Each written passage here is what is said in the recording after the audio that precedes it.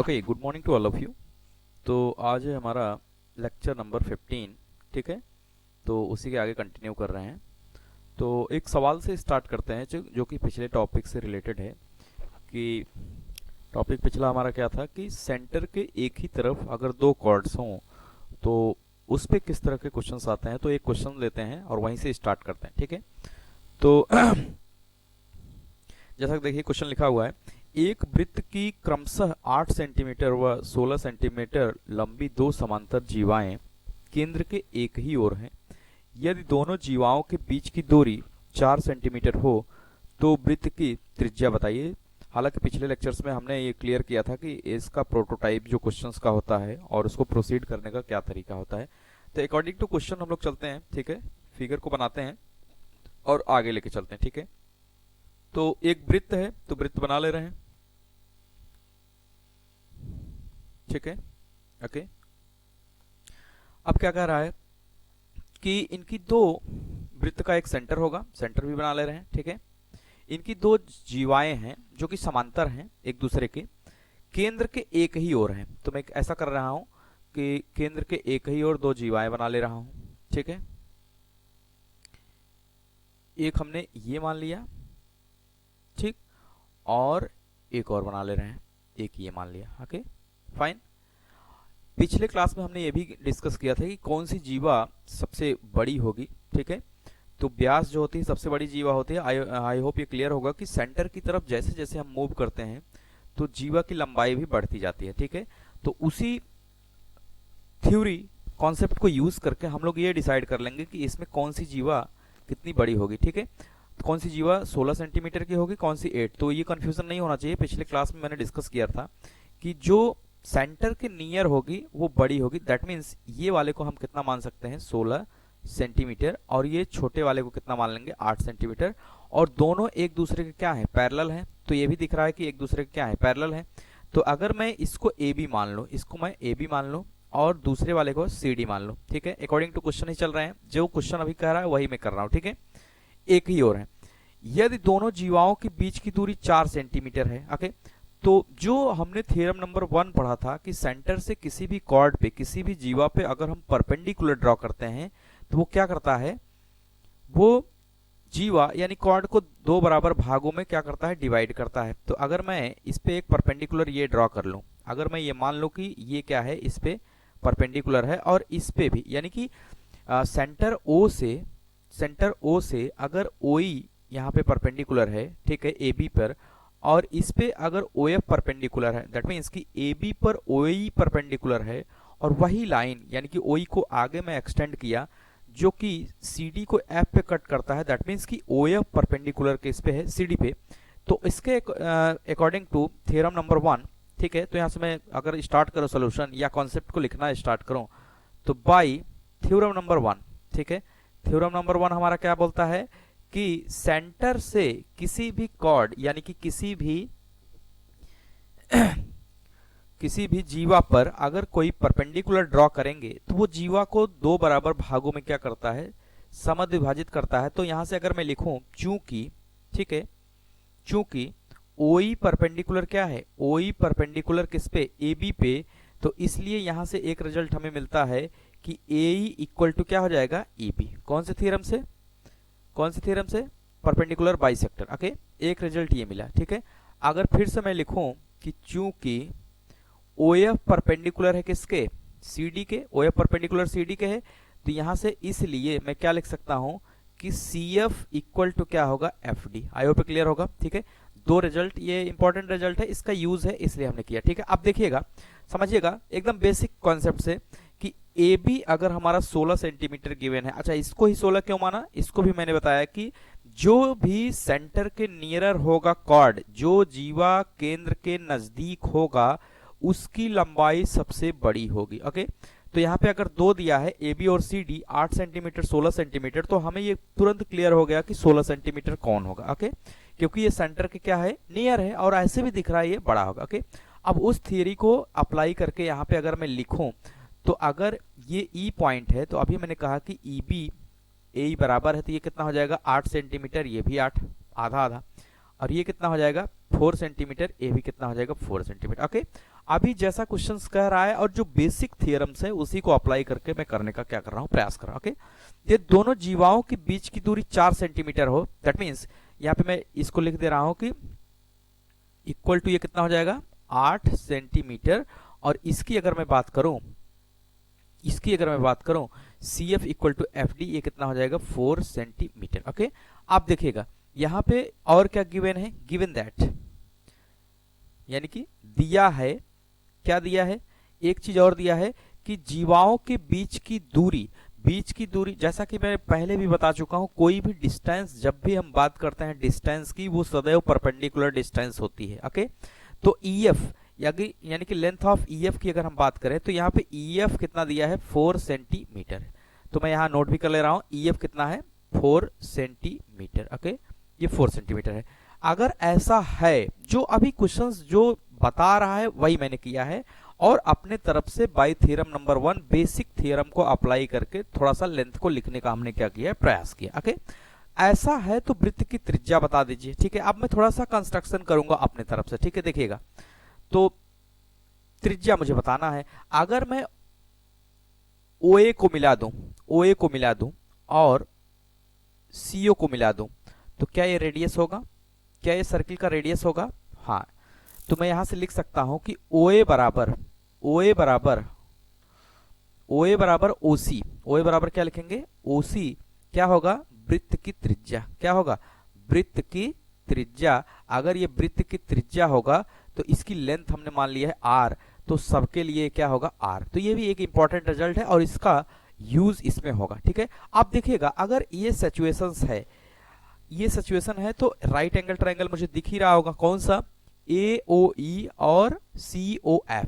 इन्हीं right angle triangles को use करके हम रिलेशनशिप स्टेब्लिश करेंगे R में, R की वैल्यू को फाइंड आउट कर लेंगे। ओके, तो यहां से मैं लिखूंगा बाय पाइथागोरस थ्योरम। अगर राइट एंगल ट्रायंगल आ गया तो कौन सा थ्योरम लगेगा, पाइथागोरस थ्योरम।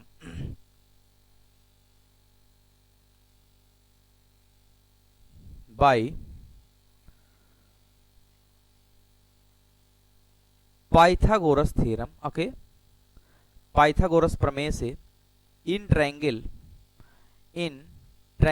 अच्छा ये अंडरस्टूड है कि ये दोनों ट्रायंगल कैसे हैं, राइट एंगल ट्रायंगल है। इन ट्रायंगल AOE, किसमें, AOE। ओके, AOE, अगर AOE में बात करूं तो पाइथागोरस थ्योरम कहता क्या है, पहले वो मैं लिख दूं, कर्ण का स्क्वायर बराबर होता है लंब का स्क्वायर प्लस आधार का स्क्वायर। ठीक है, इसका प्रयोग करेंगे। ओके, तो यहां पे अगर मैं कर्ण को देखूं, कर्ण कितना है AO, कर्ण कितना है AO, कर्ण बराबर हमारा क्या हो जाएगा AO बराबर कितना हो जाएगा R। ठीक है, जो मुझे निकालना है। लंब बराबर क्या हो जाएगा OE, लंब बराबर क्या हो जाएगा, लंब बराबर OE, जो कि कितना हो जाएगा, नहीं गिवन है, तो इसको OE ही मानते हैं। ठीक है, ओके, और आधार बराबर क्या हो जाएगा AE, आधार बराबर क्या हो जाएगा AE, आधार बराबर क्या हो जाएगा AE, जो कि कितना है 8 सेंटीमीटर। ओके, क्लियर है? आप देखिएगा, अगर इतनी बातें हम यहां से नोट कर लिए तो अब मैं रिलेशनशिप में रखूंगा कर्ण का स्क्वायर, दैट मीन्स कि इस इक्वेशन से अगर मैं रखूं तो क्या लिखूंगा, R स्क्वायर बराबर हो जाएगा किसके, OE स्क्वायर प्लस 8 का स्क्वायर। ठीक है, OE स्क्वायर प्लस 8 का स्क्वायर, यानी कि R इक्वल टू अगर मैं लिखूं तो R equal to under root में OE का स्क्वायर प्लस 8 का स्क्वायर। ओके, ये एक रिजल्ट है, इसको मैं होल्ड करके रखता हूं और इक्वेशन नंबर 1 में डाल दे रहा हूं। ठीक है, इक्वेशन नंबर 1 में डाल के होल्ड कर दे रहा हूं। ओके, आगे देखते हैं इसी तरीके का अगर मैं देखूं तो इन ट्रायंगल COF में। ठीक है, in triangle now in right angle triangle COF, क्या है COF। ठीक है, तो कर्ण बराबर इसमें क्या हो जाएगा R। ठीक है, नोट करते हैं पहले,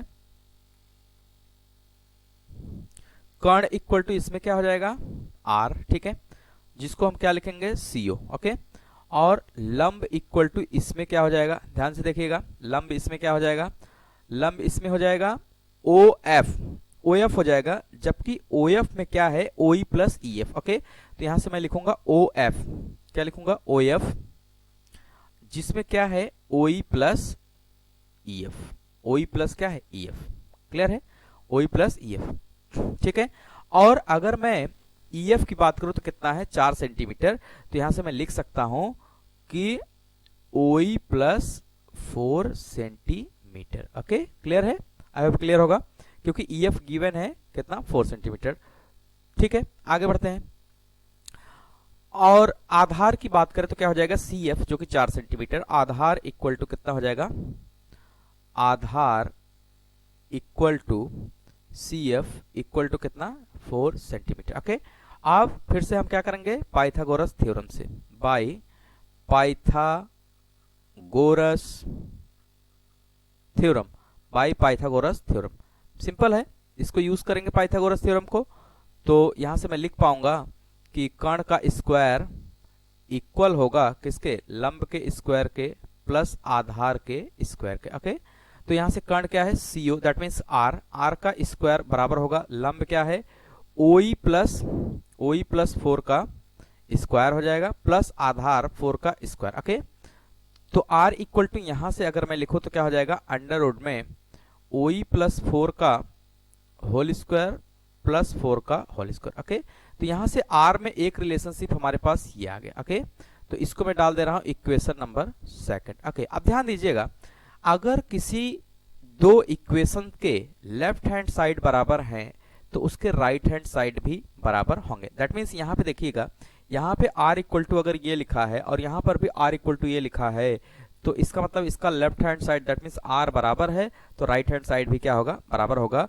तो उस कॉन्सेप्ट से मैं यहां पे लिख सकता हूं, now from equation 1 and 2, now from equation 1 and 2, equation 1 और 2 से अगर मैं देखूं तो उसका लेफ्ट हैंड साइड क्या है, r equal two O E square plus 8 का स्क्वायर, अंडर रूट में किसका, ओ ई स्क्वायर प्लस 8 का स्क्वायर, और इसमें क्या है, इसमें है हमारा अंडर रूट में ओ ई का, ओ ई प्लस 4 का क्या है, होल स्क्वायर प्लस 4 का होल स्क्वायर। ओके, क्लियर है। ठीक, आप देखिएगा,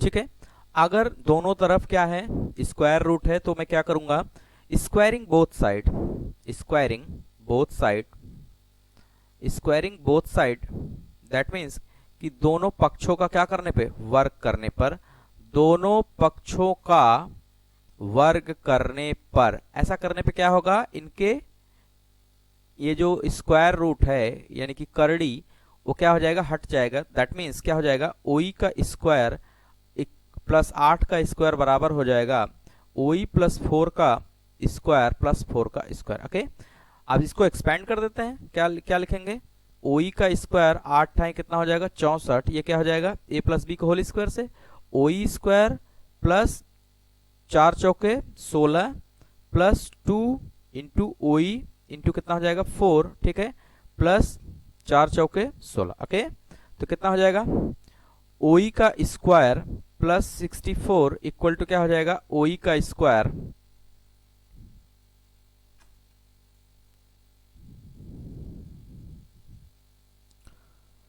प्लस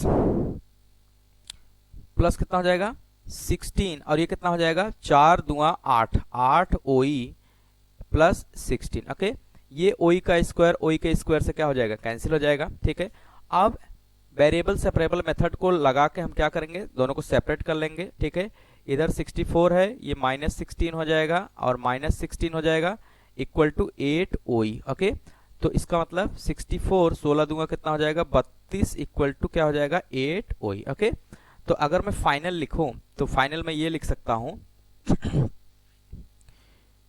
कि 8 ओई इक्वल टू कितना हो जाएगा 64 माइनस 32, और 64 में से 32 जाएगा तो कितना मिलेगा हमारे पास 32 ही मिलेगा। ठीक है, तो कितना हो जाएगा 8 ओई इक्वल टू कितना हो जाएगा 32 दूना 64, तो यहां से ओई इक्वल टू कितना हो जाएगा, ओ ई इक्वल टू हमारे पास आ जाएगा 32/8, 8 चौके 32। ठीक है, यानी कि लेंथ ऑफ ओई हमारे पास आ गया 4 सेंटीमीटर, ओई 4 सेंटीमीटर आ गया। अब देखिएगा यहाँ पे हमसे ओई नहीं पूछा है, हमसे पूछा क्या है, रेडियस।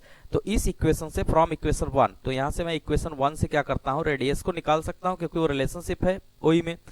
तो यहाँ पे लिखेंगे फ्रॉम इक्वेशन नंबर 1, इक्वेशन 1 क्या है कि r equal to under root में ओई प्लस 4 का स्क्वायर, ओई स्क्वायर प्लस 4 स्क्वायर। ठीक है, देख लेते हैं फिर से। r इक्वल टू क्या है, यहाँ पे देखिएगा इक्वेशन नंबर 1 ओई स्क्वायर प्लस 8 का स्क्वायर। ओके, तो 8 का स्क्वायर, तो ये 4 की जगह क्या लिखेंगे, 8 का स्क्वायर। ओके, तो इसको 8 का स्क्वायर बना दिए। तो r इक्वल टू ओई कितना आ गया, 4। तो 4 का स्क्वायर प्लस 8 का स्क्वायर, दैट मीन्स 4 चौके 16, 8 ठाई 64। ठीक है, तो कितना हो जाएगा अंडर रूट में 70 10 80, 80 हो जाएगा। ठीक है, और इसको मैं लिख सकता हूँ 16 पचे 80। ठीक है, और 16 का स्क्वायर रूट कितना हो जाएगा, 4, 4 रूट कितना हो जाएगा, 5। That means r equal to कितना हो जाएगा, 4 रूट 5 सेंटीमीटर। और यही हमारी क्या होगी, इस सर्किल की त्रिज्या, इस सर्किल की क्या होगी, त्रिज्या, जो कि हमारा क्या होगा, फाइनल आंसर। ओके, क्लियर है, तो ये क्या हो जाएगा, आंसर हो जाएगा। आई होप क्लियर होगा। बिल्कुल आसान है, मैंने स्टेप बाय स्टेप किया है इसलिए इतना टाइम लगा, क्योंकि understanding is more important then solving the questions. और अभी आप लर्न कर रहे हैं तो लर्निंग में ये इंपॉर्टेंट है कि आप स्टेप्स को सीखें, ना कि स्टेप्स को स्किप करें। ओके, आई होप क्लियर होगा। अदरवाइज ये questions with in the minute आप सॉल्व कर सकते हैं, वहीं से राइट एंगल ट्रायंगल का प्रयोग करिए, उसके बाद फटाफट इसको जो है पाइथागोरस लगा के सॉल्व कर सकते हैं। ओके, ठीक है, नेक्स्ट टॉपिक की तरफ बढ़ते हैं, नए कॉन्सेप्ट की तरफ। ठीक, हेडिंग डालते हैं, जब दो जीवाएं वृत्त के बाहर, जब, अच्छा टॉपिक है, डायरेक्ट क्वेश्चन आते हैं। जब दो जीवाएं वृत्त के बाहर किसी बिंदु पर प्रतिच्छेद करें, किसी बिंदु पर प्रतिच्छेद करें। ओके, टॉपिक अच्छा है। When two chords of a circle intersect outside of circle at a point, then what conditions are true in the favor of circle? Okay, ये हमारा टॉपिक है। ठीक है, तो इसी को आगे बढ़ाते हैं। ठीक है, तो सिचुएशंस को हम ड्रॉ कर ले रहे हैं। सिचुएशन कुछ ऐसी है कि एक सर्किल है। ओके, एक सर्किल है और इस सर्किल के बाहर, इस सर्किल के बाहर यानी कि दो कॉर्ड्स हैं, एक दूसरे को एक्सटर्नली एक पॉइंट पे क्या करते हैं, मीट करते हैं। तो मैं मिला दे रहा हूं, कुछ इस तरह की सिचुएशंस है।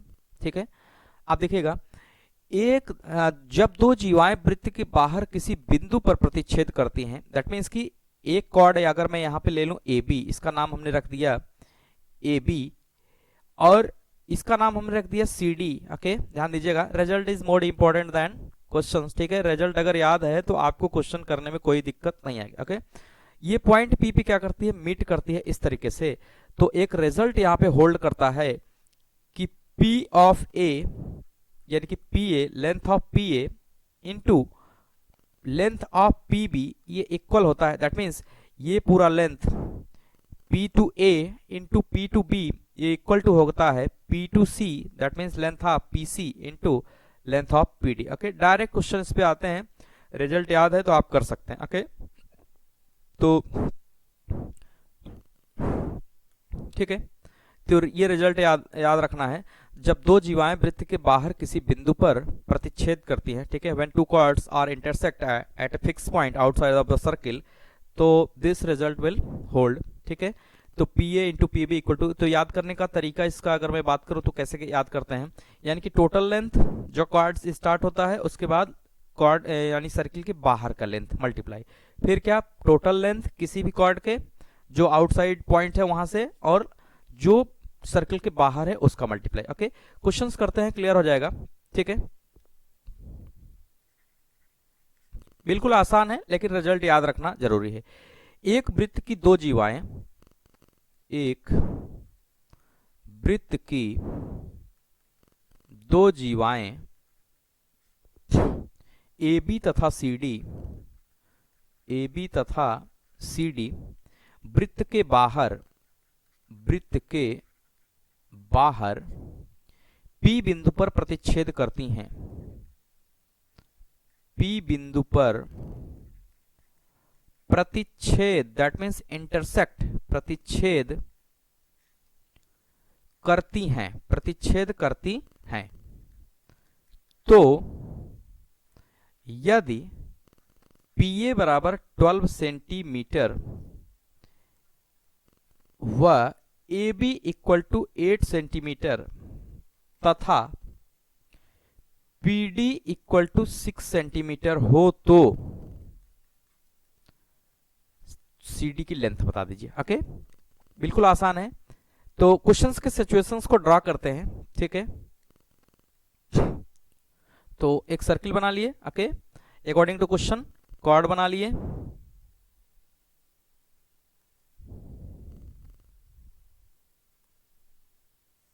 ओके, ठीक। तो जैसा क्वेश्चन कह रहा है वैसा मैं बना दे रहा हूं। यहां पे ये AB है, ठीक है, और ये CD है जो कि पॉइंट P पे क्या करता है, मीट करता है। क्या क्या दिया है, गिवन है हमें PA equal to 12, okay, P of A ये कितना है 12, ये लेंथ हमको दिया है P of A equal to कितना 12, ओके, 12 सेंटीमीटर, ओके। और उसके बाद क्या दिया है, AB इक्वल टू दिया है 8 सेंटीमीटर, ये गिवन है हमको 8 centimetre, okay. PD equal to कितना है 6 centimetre, that means P of D equal to यहाँ की ये लेंथ कितना है 6 सेंटीमीटर। तो CD कैलकुलेट करना है, तो हमने मान लिया X, आप देखिएगा यहाँ पे जो इंपॉर्टेंट चीज ये है कि डेटा को सही से लिखना। अगर आपने जल्दबाजी किया, मल्टीप्लाई में भी प्रॉब्लम किया तो क्वेश्चन गलत हो जाएगा, ओके। ये देखिए PA इक्वल टू, यहाँ पे मैं लिख दे रहा हूं, चूंकि PA इक्वल टू 12 सेंटीमीटर और PA में क्या है AB plus BP equal to कितना हो जाएगा 12 सेंटीमीटर, जो कि PA के बराबर है। तो AB यहाँ पे कितना है 8 plus BP equal to 12 centimetre, तो यहाँ से BP कितना हो जाएगा 12 माइनस 8, दैट मीन्स कितना 4 सेंटीमीटर। तो यहाँ से मैं लिख सकता हूँ, डायरेक्ट भी लिख सकते हैं, तो PB इक्वल टू कितना है 4 सेंटीमीटर। इनडायरेक्ट गिवन है, डायरेक्ट नहीं दिया है, ठीक है। कैसा दिया है, इनडायरेक्ट गिवन है, लेकिन चिंता करने की कोई बात नहीं है, बेसिक है, उसको कर लेंगे, ओके। आप देखिएगा अकॉर्डिंग टू रिजल्ट अगर मैं लिखूं तो जैसे मैंने बताया कि पहले पूरी लेंथ लेते हैं, ठीक है। तो यहाँ पे मैं लिखूंगा अकॉर्डिंग टू थ्योरम। तो थ्योरम हमारा क्या कहता है प्रमेय के हिसाब से कि AP इंटू BP क्या बोलता है, AP इंटू BP ये बराबर होगा किसके, CP into DP, CP into किसके DP के, तो लिखेंगे CP इंटू DP के। डेटा को रखते हैं, ठीक है। AP कितना है 12, AP कितना है 12, BP कितना है ध्यान दीजिए, BP कितना है 4, ठीक है, इक्वल टू CP कितना है, CP यहाँ पे देखिएगा x प्लस कितना हो जाएगा CP 6, x प्लस कितना हो जाएगा 6, तो यहाँ पे लिखेंगे 6 प्लस x या x प्लस 6, ठीक है। और DP कितना है, DP हमारा दिया है 6, ओके। बस इसको सॉल्व करना है, इसमें वेरिएबल सिर्फ x है, उसको सेपरेट कर लेना है और निकाल लेना है। तो ठीक है 12 गुणे 4 यहाँ पे है, तो 12 चौके कितना हो जाएगा 48 इक्वल टू 6 6 कितना हो जाएगा 36 प्लस 6x, ओके। वेरिएबल्स को सेपरेट कर लेंगे, तो 48 माइनस 36 इक्वल टू कितना हो जाएगा 6x हो जाएगा। और 48 में से अगर मैं 36 को सब्सट्रैक्ट कर लूं, ठीक है, तो कितना हो जाएगा 8 में से 6 गए 2 और 4 में से 1 गए 2, ओके, 6x हो जाएगा। तो x इक्वल टू कितना हो जाएगा यहाँ से 12/6 यानी कि 2 सेंटीमीटर। तो यहाँ से लेंथ ऑफ, अगर मैं CD की बात करूं, लेंथ ऑफ CD यानी कि CD इक्वल टू कितना हो जाएगा x इक्वल टू 2 सेंटीमीटर, जो कि हमारा क्या हो जाएगा डिजायर रिजल्ट, ओके। ये क्या हो जाएगा आंसर हो जाएगा, ठीक है। बिल्कुल आसान है, सिर्फ रिजल्ट अगर आपको पता है, रिजल्ट पता है तो आप क्वेश्चंस को कर सकते हैं, ओके। अगले टॉपिक की तरफ मूव करते हैं। छोटे छोटे टॉपिक्स हैं बट स्कोरिंग है और आपको रिमेंबर करना पड़ेगा, याद है तो आप क्वेश्चंस को कर सकते हैं, ओके। नोट करके लिखेंगे अगले टॉपिक को। जब दो जीवाएं वृत्त के अंदर किसी बिंदु पर प्रतिच्छेद करे जब दो जीवाएं वृत्त के अंदर किसी बिंदु पर प्रतिच्छेद करें, किसी बिंदु पर प्रतिच्छेद करें, ओके, प्रतिच्छेद करें, ओके, इंपॉर्टेंट है। तो रिजल्ट याद रखना इंपॉर्टेंट है, आपको रिजल्ट पूरे दिमाग में होना चाहिए। सिचुएशंस को ड्रॉ करते हैं और उसके रिजल्ट्स को समझने का प्रयास करते हैं, okay. When two chords of a circle intersect each other internally and the circle, okay, at a point, किसी भी एक पॉइंट पे इंटरनली अगर दो कॉर्ड्स किसी सर्किल के एक दूसरे को इंटरसेक्ट कर रहे हैं तो क्या रिजल्ट होगा। अभी एक्सटर्नली क्या कर रहा था, इंटरसेक्ट कर रहा था आउटसाइड ऑफ द सर्किल, और ये इनसाइड ऑफ द सर्किल एक दूसरे को कट कर रहा है, तो क्या रिजल्ट होगा, ओके। तो समझने का प्रयास करते हैं, बनाते हैं। एक सर्किल है, ओके, बना लिया, और इसके दो कॉर्ड्स हैं जो एक दूसरे को, अगर मैं एक कॉर्ड ये बना लूं, ठीक है, और दूसरा जो है ये है, ओके, ठीक है, दूसरा ये है, तो अगर मैं इस कॉर्ड को मान लो ए बी, इस कॉर्ड को हमने ए बी मान लिया और इस कॉर्ड को हमने सी डी मान लिया, इस कॉर्ड को हमने सी डी मान लिया, जो कि इंटरनली यानी कि इनसाइड ऑफ द सर्किल एक पॉइंट पी पे क्या कर रहा है, इंटरसेक्ट कर रहा है, ओके। तो इस केस में एक रिजल्ट होल्ड करता है, उस रिजल्ट को याद रखना जरूरी है। वो रिजल्ट है हमारा एपी इंटू पीबी, क्या है, A P into P B equal to क्या हो जाएगा, सीपी इंटू पीडी, क्या हो जाएगा, सीपी इंटू पीडी। तो याद करने का अगर ट्रिक की मैं बात करूं तो यानी कि जो लेंथ ऑफ कॉर्ड है, यानी कि अगर मैं ए बी पूरी लेंथ है तो जहां पे इंटरसेक्ट कर रहा है यानी दो पार्ट्स में वो डिवाइड कर रहा है तो उसका मल्टीप्लाई, सी डी जो दो पार्ट्स में मल्टीप्लाई कर रहा है उसका मल्टीप्लाई करके इक्वल कर देंगे, ओके। बिल्कुल सिंपल है, इसके रिजल्ट्स भी सिंपल है, ठीक है। तो क्वेश्चंस करते हैं, क्लियर हो जाएगा। तो फिर से मैं एक बार क्लियर कर दूं, जब दो जीवाएं वृत्त के अंदर किसी बिंदु पर प्रतिच्छेद करे, यानी कि दैट मींस कि when two chords of a circle intersect internally at a fix point, then multiplication of the intersecting sectors both chords are equal, okay। तो यानी कि length of chord A B का जो दो पार्ट होगा उसका multiplication और इक्वल होगा दूसरे कॉर्ड्स के जो दो पार्ट्स हैं उसके मल्टीप्लिकेशन। तो बिल्कुल सिंपल है, क्वेश्चंस करते हैं, क्लियर हो जाएगा, ओके। ओ केंद्र वाले एक वृत्त की, ओ केंद्र वाले वृत्त की दो जीवाएं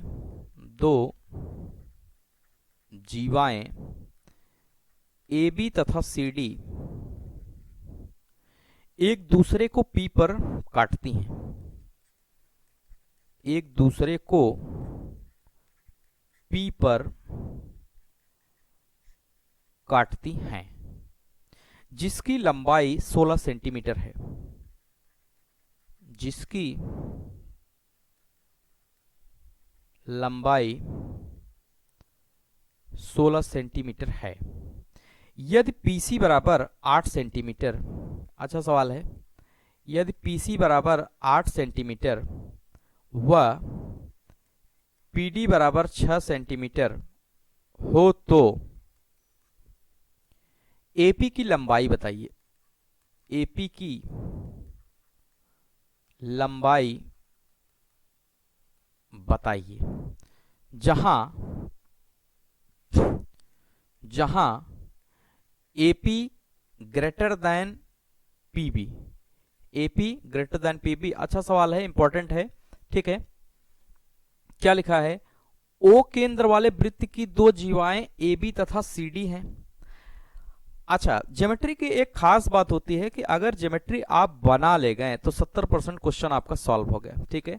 तो जैसा क्वेश्चन कहता है पहले वैसा करने का क्या करते हैं, प्रयास करते हैं, ठीक है, वैसा करने का प्रयास करते हैं, ठीक है।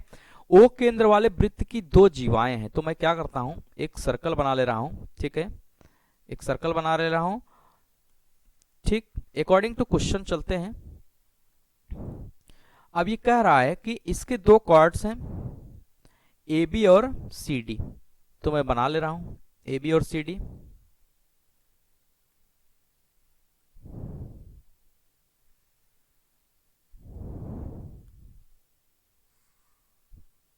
ठीक, तो ये इसको हमने मान लिया ए बी, ओके, और इसको हमने मान लिया सी डी, ओके, ठीक है, ए बी और सी डी। अब क्या कह रहा है कि एक दूसरे को पी पर काटती हैं, तो ए बी सी डी एक दूसरे को किस पे काटते हैं, पी पे, तो इसको पी बना लिया, ठीक है, जिसकी लंबाई 16 सेंटीमीटर है, जिसकी लंबाई 16 सेंटीमीटर है, ठीक है।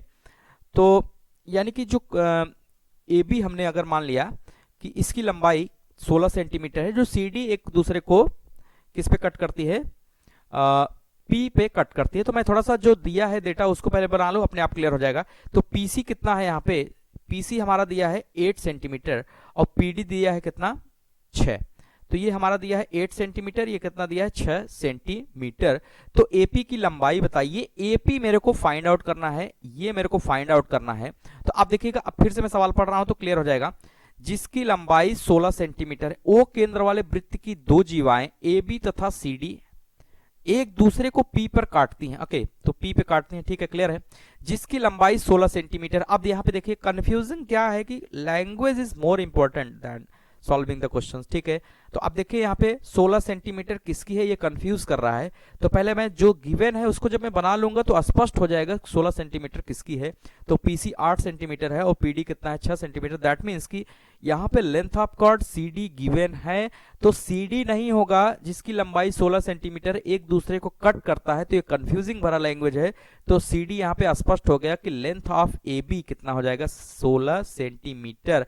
दैट मीन्स अगर मैं यहाँ से सोल्यूशन स्टार्ट करूं बारी से लिखना, तो ए बी इक्वल टू कितना हो जाएगा, 16 centimetre, C P equal to 8 centimetre, P D equal to कितना हो जाएगा, 6 सेंटीमीटर। ओके, आई होप ये क्लियर होगा। अब जाके डेटा हमारे पास आ गया, ठीक है। अब देखिए, अगर हमको एपी पूछा है, यहाँ पे क्या पूछा है, एपी, तो एपी को अगर मैं मान लो एक्स, जो चीज हमें नहीं पता है उसको हमने क्या मान लिया, एपी को हमने एक्स मान लिया, यही मेरे को निकालना है। तो अगर मैं इसको x मान लिया, ठीक है, ध्यान दीजिएगा, अगर ये x हो गया तो pb कितना हो जाएगा, तो यहां से pb इक्वल टू क्या हो जाएगा, 16 माइनस एक्स, ठीक है। क्यों, क्योंकि पूरी लेंथ ab कितना है, 16, और उसमें से ap कितना है, x, तो pb कितना हो जाएगा, 16 माइनस एक्स। ओके, तो यहाँ पे मैं लिख दूंगा 16 माइनस एक्स। ओके, बिल्कुल सिंपल है। अब हमारे पास सारे लेंथ आ गए, दैट मीन्स की AP, PB, PC, PD, अगर ये आ गया तो अब मैं थ्योरम को अप्लाई कर सकता हूं, ठीक है। नाउ बाय द थ्योरम, कौन सा थ्योरम, बाय द थ्योरम कि इंटरसेक्ट जो करते हैं, कॉर्ड एक दूसरे को इंटरसेक्ट करते हैं, दैट मीन्स यहां से AP इंटू पीबी क्या लिखेंगे, AP into P B equal to क्या हो जाएगा, PC इंटू PD, क्या लिखेंगे, PC into PD। Okay, PC into P D. यहाँ पे इंपॉर्टेंट क्या था, लेंस को आइडेंटिफाई करना, क्योंकि सवाल में दम नहीं है, लेंस को आइडेंटिफाई करना कि कौन कौन सा लेंथ है, किसको क्या मानेंगे, ये यहाँ पे इंपॉर्टेंट है। तो लेंथ आप यहाँ पे अगर मैं बात करूं कि PD इक्वल टू कितना हो जाएगा, 6 centimetre, PC equal to 8 centimetre, AP को x माना है तो PB कितना हो जाएगा, 16 माइनस एक्स। तो डेटा को इसमें फिट करते हैं। तो AP कितना है हमारा, x, ठीक है, PB कितना है, 16 माइनस एक्स, कितना हो जाएगा, 16 माइनस एक्स, ठीक है। PC कितना है, PC है 8 और PD कितना है, 6, ये 8 हो जाएगा और ये क्या हो जाएगा, 6। ओके, सिंपल है, ठीक है। तो अब यहां से इसको सॉल्व कर लेते हैं, एक क्वाड्रेटिक इक्वेशन बनेगी जैसा कि दिख रहा है, ठीक है। तो कितना हो जाएगा, अगर मैं साफ साफ लिखूं तो 16 माइनस एक्स हो जाएगा और 8 छके कितना हो जाएगा, 48 हो जाएगा। ओके, तो इसको ओपन कर ले रहे हैं, तो कितना हो जाएगा, 16x minus x square equal to कितना हो जाएगा, 48। वेरिएबल्स को एक साइड करते हैं या क्वाड्रेटिक का इसको अच्छे से रूप देते हैं, ठीक है। तो अगर मैं इसको लिखूं 16x minus x square minus 48 equal to 0, और माइनस से मल्टीप्लाई कर दे रहे हैं तो सभी का साइन बदल जाएगा। तो -16x plus x square plus कितना हो जाएगा 48। ओके, किसी भी समीकरण में अगर माइनस से हम मल्टीप्लाई करते हैं तो सारा चिन्ह क्या हो जाता है, बदल जाता है। तो जो प्लस होता है वो माइनस हो जाता है, जो माइनस होता है वो क्या हो जाता है, प्लस हो जाता है। थोड़ा सा इसको अच्छे से लिखें अगर, यानी क्वाड्रेटिक इक्वेशन द्विघात समीकरण के रूप में, तो मैं लिख सकता हूँ x square minus 16x plus 48 equal to कितना हो जाएगा, 0 हो जाएगा। ठीक है, अब देखिए यहाँ पे क्या है, क्वाड्रेटिक इक्वेशन है, इसको सॉल्व करना है, सॉल्व करके x की वैल्यू को फाइंड आउट करना है। ठीक है, तो ये इसके दो फैक्टर्स करेंगे तो कितना हो जाएगा, 12 चौके 48। ठीक है, और अगर मैं 12 में 4 ऐड कर दूंगा तो कितना आ जाएगा, 16। ओके, इस कॉन्सेप्ट को यूज करेंगे, हालांकि अलजेब्रा पढ़ाएंगे तो वहां पे सॉल्व करना भी बताएंगे। तो सॉल्व कर लेते हैं, एक्स स्क्वायर माइनस इसकी जगह क्या लिखेंगे, 12 प्लस 4 एक्स प्लस कितना हो जाएगा 48 equal to 0। X square bracket को ओपन करेंगे, माइनस 12x माइनस 4x, बाहर माइनस है तो अंदर का साइन चेंज हो जाएगा, प्लस 48 इक्वल टू 0। ओके, तो फिर से लिखेंगे, सॉल्व करेंगे, x square minus 12x minus 4x plus 48 equal to 0। आप क्या करेंगे, कॉमन ले लेंगे, दो दो का जोड़ा बना के। ठीक है, x यहाँ पे कॉमन ले लेंगे, x माइनस 12 माइनस 4 कॉमन ले लेंगे, x माइनस 12 ये हो जाएगा। ठीक है, अब दोनों में क्या है, x माइनस 12 कॉमन है, तो यहाँ से भी x माइनस 12 कॉमन ले लेंगे, क्या बचेगा, x minus 4 equal to 0। Okay, अब यहाँ से दो सिचुएशन हमारे पास आएंगी, दो केसेस। ठीक है, ये कब 0 होगा, ये दो तरह से 0 हो सकता है। व्हेन x माइनस 12 0 रहा होगा तब मल्टीप्लाई करके ये 0 आएगा, या x माइनस 4 0 रहा होगा तब ये मल्टीप्लाई करके रिजल्ट 0 आया होगा। अगर ये x माइनस 12 0 है तो x इक्वल टू कितना आ जाएगा, 12 आएगा। और ये अगर 0 है यानी कि x माइनस 4 इक्वल टू 0 है तो x इक्वल टू क्या आएगा, 4। तो अब यहाँ पे समझने वाली बात यहीं पे है, अगर MCQ क्वेश्चन ये बनता है तो ज्यादातर बच्चे जब इसको सॉल्व करते हैं तो दो रिजल्ट आता है, x equal to 14, x equal to 4। तो ऑप्शंस में आप देखेंगे तो दोनों तरह के आंसर्स दिए रहेंगे, तो कंफ्यूजन ये होता है कि कौन सा मुझे सेलेक्ट करना है, कौन सा मुझे सेलेक्ट करना है। अब देखिएगा, अगर आप यहाँ पे एक क्वेश्चंस पे आते हैं, क्वेश्चंस में देखिए एक कंडीशन दिया है जहां AP greater than PB, AP greater than PB, अगर मैं यहां से लिखूं कि जहां कंडीशंस के अकॉर्डिंग ही हमें आंसर देना है, जहां AP ग्रेटर देन क्या है, PB, और अगर मैं लेंथ ऑफ AP लिखूं तो AP हमने मान रखा है x और PB कितना है, 16 माइनस x। अब ध्यान दीजिएगा, अगर मैं यहां पे x की वैल्यू 12 ले लिया, ठीक है, अब यहां पे केस स्टडी टाइप का है, इफ, ध्यान दीजिए, इफ x इक्वल टू हमने क्या ले लिया, 12। अगर x इक्वल टू 12 ले लिया तो AP की लेंथ क्या हो जाएगी, x इक्वल टू 12, और यहां से अगर BP मैं निकालूंगा यानी कि PB निकालूंगा तो कितना हो जाएगा, 16 माइनस 12, 16 माइनस x कितना हो जाएगा, ये हो जाएगा, तो कितना आ जाएगा, 12 4। अब देखिए क्या यहाँ पे AP ग्रेटर देन PB है, नहीं। अगर AP ग्रेटर देन PB नहीं है तो क्या जो हमने x इक्वल टू 12 लिया है ये सही होगा, नहीं, यानी हम x इक्वल टू 12 को नहीं ले सकते हैं। क्यों नहीं ले सकते हैं, तो आप समझ में आ गया होगा। ओके, ठीक है, अगला देखते हैं, अगला, इफ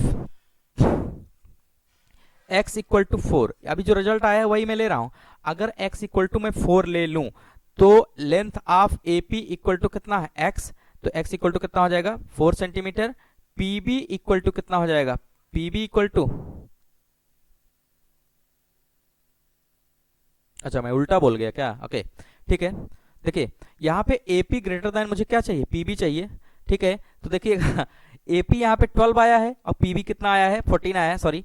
तो आप देखिएगा AP यहाँ पे कितना आया है, 12, और BP कितना आया है, 14, ठीक है सॉरी, ओके ठीक है। देखिएगा AP यहाँ पे कितना आया है, x 12 सेंटीमीटर, PB कितना है, 4, तो 4 क्या है, AP से छोटा है, दैट मीन्स कि AP यहाँ पे क्या है, ग्रेटर देन PB फॉर किसके लिए, फॉर x इक्वल टू 12 के लिए।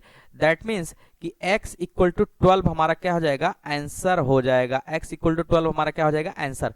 तो अब देखिए, अब मैं फिर से ये बता रहा हूं कि अच्छा मान लीजिए अगर 4 लिए होते तो क्या होता, AP equal to x equal to कितना हो जाता, 4, और PB इक्वल टू क्या हो जाता, 16 minus x, that means 16 minus 4 equal to कितना आता, 12 सेंटीमीटर। अब अगर मैं कंडीशंस को देखूं तो A P A P A P equal to x equal to 4 centimetre, ठीक है, और बीपी 16 माइनस एक्स कितना है, 12 सेंटीमीटर। तो यहां पे ये देखने के लिए मिल रहा है कि AP ग्रेटर देन PB क्या है, नहीं। यहां पे ये रिजल्ट होल्ड नहीं कर रहा है, x इक्वल टू 4 के लिए ये होल्ड नहीं कर रहा है। अगर ये होल्ड नहीं कर रहा है तो x बराबर 4 ये हमारा आंसर नहीं होगा, x बराबर 12 हमारा क्या होगा, आंसर होगा। आई होप समझ में आया होगा, इस कंडीशन का महत्व है। अब होता क्या है कि लोग भूल जाते हैं और इस कंडीशन की वजह से x इक्वल टू 4 पर भी रिजल्ट यहाँ पे दिया होगा। तो लेंथ ऑफ AP, तो यहाँ पे AP की लंबाई पूछा था, तो मैं लिखूंगा AP की लंबाई आता है, AP की लंबाई क्या है, AP की लंबाई x है, वो कितना हो जाएगा, 12 सेंटीमीटर। ये हमारा फाइनल क्या हो जाएगा, आंसर हो जाएगा। यानी कि ये स्पष्ट हो गया कि यही हमारा क्या होगा, आंसर होगा। यहाँ पे जो इंपॉर्टेंट था कि किस x को लेना है, ये ज्यादा इंपॉर्टेंट था, ठीक है, क्लियर है।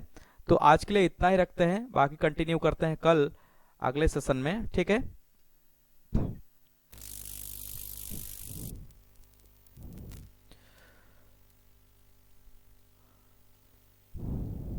ठीक है, आई होप क्लियर होगा। तब तक के लिए बाय बाय, थैंक यू।